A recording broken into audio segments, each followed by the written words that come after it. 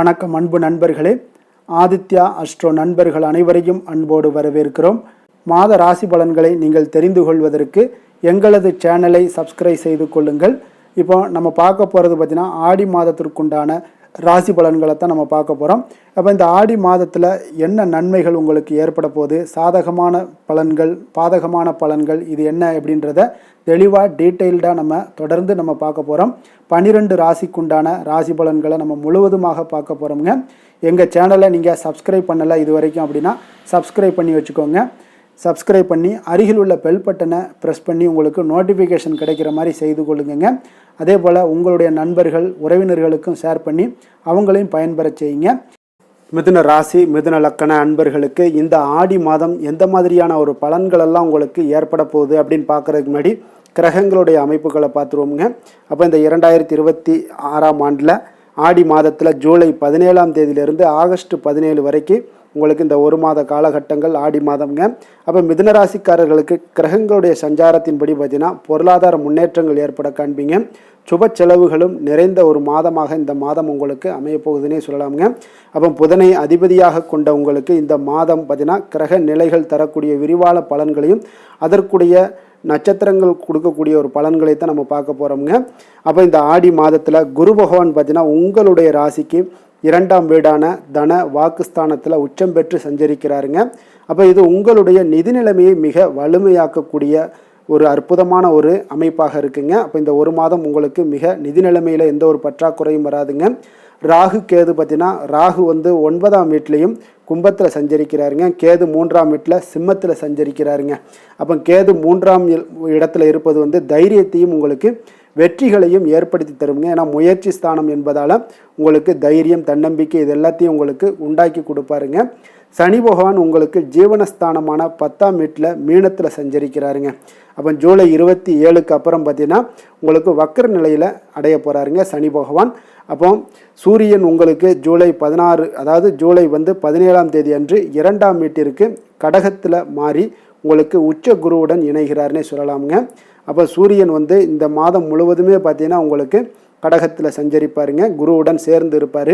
செவ்வாய் உங்களுடைய ராசிக்கு 12ஆம் வீடான விரயஸ்தானத்தில் ரிஷபத்தில் உங்களுக்கு சஞ்சாரம் செய்கிறாருங்க.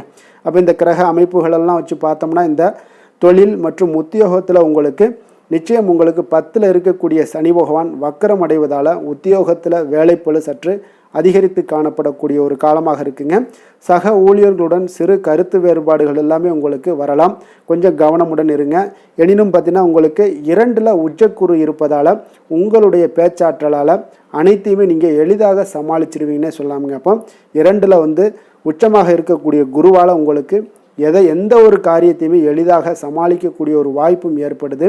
வியாபாரத்தில் புதிய முதலீடுகளை எல்லாம் நீங்கள் பிற்பாதியில் செய்வது நல்லதுங்க. இந்த மாதத்துடைய பிற்பாதியில் கூட்டு தொழிலில் சுமாரான ஒரு லாபங்கள் எல்லாம் கிடைக்கக்கூடிய ஒரு வாய்ப்பும் இருக்குங்க. அப்போ நிதி நிலைமை, வருமானம் இந்த மாதிரியான விஷயங்கள் எல்லாம் பார்த்தீங்கன்னா இந்த மாதம் மிகவும் உங்களுக்கு சிறப்பாக இருக்கும்னே சொல்லலாமுங்க. தனஸ்தானத்தில் குரு உச்சம் பெற்று காணப்படுகிறாருங்க. சூரியனுடன் இணைவதால் உங்களுக்கு பணப்புழக்கம் இரட்டிப்பாகக்கூடிய ஒரு வாய்ப்பும் ஏற்படுதுங்க. அப்போ வராது என்று நினைத்த நீங்கள் பழைய கடன்கள் கூட இந்த காலகட்டங்களில் வசூலாகக்கூடிய ஒரு வாய்ப்பும் உண்டாகுது. ஆனால் இந்த செவ்வாய் 12ல் இருப்பதால் சுப செலவுகள், மருத்துவ செலவுகள் அல்லது வீடு வாகனம் பழுதுபார்ப்பு செலவுகள் என சில விரய செலவுகள் எல்லாமே உங்களுக்கு தேடி வரக்கூடிய ஒரு வாய்ப்பும் இருக்குதுங்க. குடும்ப உறவுகள்லாம் எப்படி இருக்குது அப்படின்னு பார்த்தோம்னா இந்த மாதம் 2ஆம் வீட்டில் சூரியனும் குருவும் சேர்க்கை பெற்று இருப்பதால் குடும்பத்தில் சுபகாரியங்கள், திருமணம், குழந்தை பாக்கியம் இந்த மாதிரியான விஷயங்கள் எல்லாமே உங்களுக்கு கைகூடி வரக்கூடுங்க. 3ல் கேது இருப்பதால் உங்களுடைய தைரியம் அதிகரிக்கக்கூடும், சமூகத்தில் அந்தஸ்து உயரக்கூடிய ஒரு வாய்ப்பும் இருக்குங்க. இளைய சகோதரர்கள் வழியில் நல்ல ஆதரவுகள் எல்லாமே கிடைக்கக்கூடிய ஒரு வாய்ப்பும் காணப்படுது. கணவன் மனைவிக்கிடையே பார்த்தீங்கன்னா நல்ல அந்யோன்யம் உங்களுக்கு உண்டாகக்கூடும். குடும்பத்தில் மகிழ்ச்சிகள் நிறைந்து காணப்படக்கூடிய ஒரு மாதமாக இருக்குங்க. ஆரோக்கியத்தை பொறுத்தளவுக்கு பார்த்தீங்கன்னா இந்த மாதம் செவ்வாய் 12ல் சஞ்சரிப்பதால் உடல் உஷ்ணம், கண் எரிச்சல், தூக்கமின்மை, அஜீரண கோளாறுகள் இந்த மாதிரியான கோளாறுகள் எல்லாமே வரலாமுங்க. அதனால் இரவு நேர பயணங்களை எல்லாம் தவிர்த்துருங்க. உணவு கட்டுப்பாடும் தியானமும் உங்களுக்கு மன அமைதியை தருங்க. அதே போல் உங்களுக்கு தூக்கத்தை, அதாவது நீங்கள் ரெஸ்ட்டு எடுத்துக்கூடிய ஒரு காலமாக இருக்குங்க. எந்த ஒரு விஷயத்தையும் நீங்கள் இரவில் நீங்கள் விரைவாக தூங்குவது மிக நன்மைகளை தருங்க. அதே போல் மிருகசீரிடம் நட்சத்திரத்தில் பிறந்த உங்களுக்கு 3, 4ஆம் பாதத்தில் பிறந்த உங்களுக்கு செவ்வாயினுடைய ஆதிக்கம் இருப்பதால் 12ல் நட்சத்திரநாதன் செவ்வாய் இருப்பதாலும் தேவையற்ற அலைச்சல்கள் வரலாமுங்க உங்களுக்கு. அதே போல் சொத்து சம்பந்தமான விஷயங்களில் உங்களுக்கு இழுபறி நிலை நீங்கி பிற்பாதியில் உங்களுக்கு சாதகமான முடிவுகள் எல்லாமே உங்களுக்கு கிடைக்குங்க. அப்போ வேலை தொழில் விஷயங்கள்லாம் இந்த காலகட்டங்களில் ரியல் எஸ்டேட்டு கட்டுமானத்துறையில் இருப்பவங்களுக்கு புதிய வாய்ப்புகள் எல்லாமே கிடைக்கக்கூடும். யாருக்கு நீங்கள் எச்சரிக்கையாக இருக்கணும் அப்படின்னு பார்த்தீங்கன்னா, யாருக்குமே ஜாமீன் கையெழுத்து போட வேண்டாமுங்க. கோபத்தை குறைப்பது இந்த மாதம் உங்களுக்கு மிக சிறப்புங்க. அப்போ திருவாதிரை நட்சத்திரத்தில் பிறந்த உங்களுக்கு ராகுவினுடைய ஆதிக்கம் கொண்டவர்களுங்க. நீங்கள் 9ல் இருக்கக்கூடிய ராகுவால் ஆன்மீக பயணங்கள், அதே போல் தூரதேச பயணங்கள் செல்ல வாய்ப்புகள் அதிகமாக உண்டாகுங்க. நினைத்த காரியங்கள் எல்லாமே பார்த்திங்கன்னா உங்களுக்கு தடையின்றி முடியக்கூடிய ஒரு வாய்ப்பும் ஏற்படுதுங்க. பொருளாதார ரீதியாக பார்த்திங்கன்னா திடீர் அதிர்ஷ்டங்கள், கமிஷன் வழிகளில் நல்ல லாபங்கள் உங்களுக்கு கிடைக்கக்கூடும். அதே போல் புதிய ஆடை ஆபரணங்கள் இதெல்லாமே வாங்கக்கூடிய ஒரு மாதமாகவும் இருக்குங்க. அப்போ நீங்கள் எச்சரிக்கையாக இருக்கணும் அப்படின்னு பார்த்தீங்கன்னா, குடும்ப ரகசியங்களை வெளிநபர்களிடம் பகிர்வதை இந்த மாதம் தவிர்ப்பது மிக நல்லதுங்க. எப்பொழுதுமே நீங்கள் குடும்ப விஷயங்களை வெளியிடங்கள் சொல்லாமல் இருந்தாலே போதும், உங்களுக்கு மிகப்பெரிய ஒரு எச்சரிக்கைன்னு சொல்லலாமுங்க. இது யாரிடமே சொல்லாதீங்க. புனர்பூசம் நட்சத்திரத்தில் பிறந்த உங்களுக்கு இந்த மாதம், அதாவது 1, 2, 3ஆம் பாதத்தை உள்ளடக்கிய குருவினுடைய ஆதிக்கம் கொண்டவர்களுங்க நீங்கள். அப்போ உங்களுடைய நட்சத்திரநாதன் குரு 2ல் உச்சம் பெற்றிருப்பதால் இந்த மாதம் உங்களுக்கு பொன்னான மாதமாக இருக்குங்க. தொட்டது எல்லாமே துளங்கக்கூடிய ஒரு மாதம்னே சொல்லலாமுங்க. அரசு அல்லது பெரிய தனியார் நிறுவனங்களில் வேலை தேடுபவர்களாக இருந்தீங்கன்னா சாதகமான உங்களுக்கு உத்தரவுகள் வரக்கூடுங்க. தடைபட்டிருந்த பதவி உயர்வு எல்லாமே உங்களுக்கு இந்த மாதம் கிடைக்கும்னே சொல்லலாமுங்க.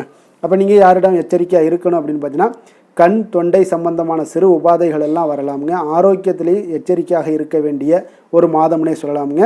இப்போ இந்த ஆடி மாதத்தில் நீங்கள் ஏதாவது உங்களுக்கு எளிய பரிகாரமாக செய்யணும் அப்படின்னு நினச்சிங்கன்னா, உங்களுக்கு பொருளாதார வளர்ச்சி வேணும் அப்படின்னு நினச்சிங்கன்னா, வியாழக்கிழமைகளில் தட்சிணாமூர்த்திக்கு மஞ்சள் மலர் சாற்றி கொண்டைக்கடலை மாலை அணிவித்து வழிபடுவது மிக மிக நல்லதுங்க.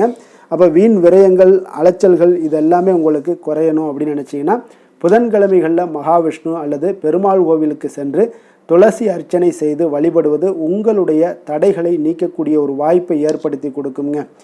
புதிய சிந்தனைகளை கொண்ட மிதுனராசி அன்பர்களே, உங்களுடைய ராசி நாதனாக பார்த்தீங்கன்னா புதன் பகவான் இருக்காருங்க. அப்போ புதன்கிழமை தோறும் நீங்கள் மகாவிஷ்ணுவை தரிசனம் செய்வது மிக உகந்ததாக இருக்குங்க. அது மட்டுமின்றி நீங்கள் நெய் தீபம் ஏற்றி வணங்கி வந்தீங்கன்னா பேரும் புகழும் பெறுவீங்க. மேலும் தினசரி குலதெய்வ வழிபாடெல்லாம் செய்து வருவதால் அனைத்து விதமான கஷ்டங்கள்லாம் தீரும், மன மகிழ்ச்சி அடைவீங்க, குடும்பத்தில் சந்தோஷம் நிறைந்து காணப்படுங்க. குலதெய்வ வழிபாடு உங்களுக்கு மென்மேலும் உங்களுடைய வளர்ச்சியை அதிகரித்து தரக்கூடியவராக விளங்குவாருங்க.